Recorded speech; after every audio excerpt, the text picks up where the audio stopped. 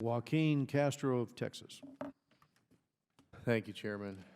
Mr. Painter, as the Chairman noted, the State Department just announced that it plans to establish a new bureau for cyberspace and the digital economy.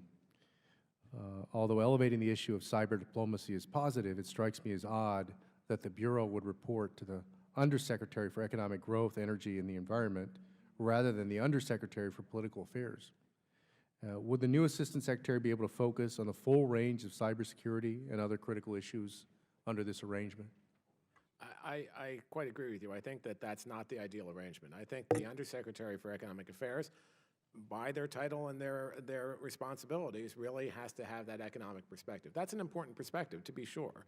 But if you look at all these issues, as I talked about in my written testimony, that include hard issues of security, deterrence, incident response, issues around cyber operations and military actions in cyberspace, that does not fit close to in that substantive rubric. So you really need something more broad-based. I think the committee's recommendation to be under the Undersecretary of Political Affairs makes a lot more sense.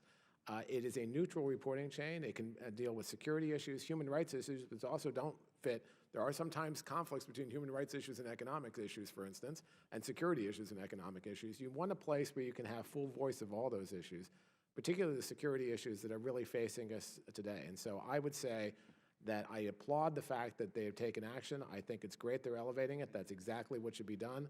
But I would not put it under the Undersecretary for Economic Affairs. I put it at a minimum under the Undersecretary for Political Affairs, where you can have full voice of these issues. No, thank you. And I guess let me ask you three gentlemen, whoever wants to answer. You know, I'm, besides sitting on the Foreign Affairs Committee, I'm also on the Intelligence Committee. So as you know, we've had for over a year now a front row seat in understanding how Russian hacking and basically cyber operations has affected our democracy. But the threats, as we've mentioned here in the committee, come not only from them, but other nations and non-state actors. So one of the issues that I've been working on, and I know others have also, is the eventual development of mutual cyber defense treaties. Right now, you know, you think about the existence of NATO, for example, which mostly involves mutual defense when there is a physical intrusion of one country against another. You know, in your vision of the future, what is the future for any kind of mutual response to cyber attacks and cyber intrusions, if there is one?